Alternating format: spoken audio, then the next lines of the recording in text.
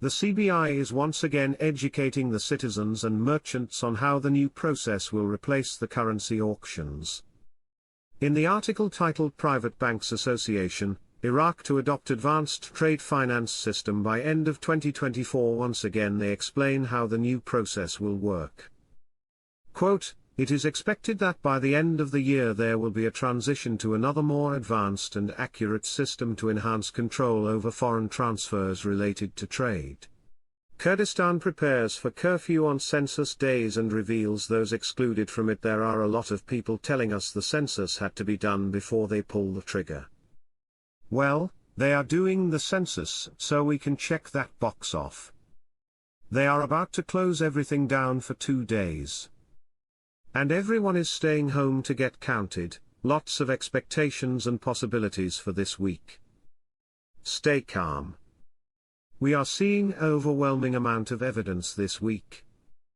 S&P raises JP Morgan's rating by 1 notch. Quote, "S&P confirmed that JP Morgan's rating is now among its highest for banks worldwide, pointing to the strength of its market share in the sector and its ability to manage costs effectively amid the bank's increasing business volume. They're talking about cross-border transfers. That's money. That's currency. That's going to be doing commercial trade. That's going to be Article 8 compliance, my friends. That's how it's going to be, whether it's today or tomorrow. That's a good question. Iraq is going international right before our eyes. Question, rates on the dong seem lower than previously estimated. Do you think VND will be 0.39 for us? I still think rates will be higher than 0.39 cents. Just think we spent about $50 bucks for $1 million dong. If it RVs at 0.39 cents, that is a ROI of $390,000 per 1 million dong. Who is going to complain about that? Turning $50 bucks into $390,000. I am still hearing a rate of low $2 plus. With all the beautiful things you see every day, let it be known that all of this you are witnessing is the evidence of a new exchange rate, because none of this can happen at a sanction program rate. The obvious is obvious. The most important thing we're waiting for is the release of the 2024 budget with amendments which contains the new international rate. That new rate will be applied to the budget upon release. We have not seen that budget release yet, but we hope, pray and believe that it's extremely close. You can also have arrangements made with the bank where you can present your SKR to the bank manager and he will summons the currency from the depository. This armored truck escort business is just plain silly. I have my currency in a depository and I hold an SKR. The buyers have their payment for my private contract sale deposited into a Coltef account, and when the big event happens, I do nothing at all. I just check my bank account online to make sure the amount is proper. BTW.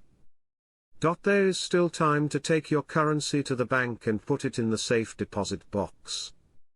When it comes the issue of money transportation to and from the bank at exchange time, any thinking person would already have their currency in a safe deposit box, so when the time comes, you transport your currency a matter of feet, within the confines of the bank, with armed guards standing by. Or better yet, and far more intelligent, have your currency in a depository. Then you hold an SKR, safekeeping receipt, which you present to the depository and they transport your currency to the bank. Economic researcher Daya Abdul Karim confirmed on Tuesday that Iraq can overcome any decline in global oil prices, noting that there are many projects that have the ability to cover the decline in oil prices.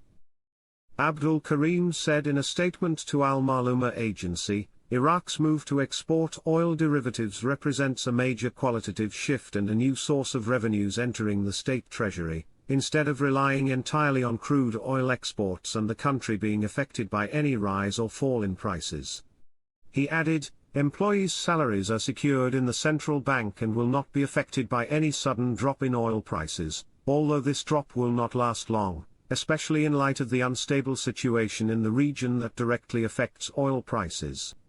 He pointed out that Iraq is on its way to reducing its dependence on crude oil exports, as the move towards exporting derivatives gives the country the opportunity to achieve revenues much higher than crude exports, which is a matter that pushes towards changing policies towards the process of building the budget, whether investment or operational.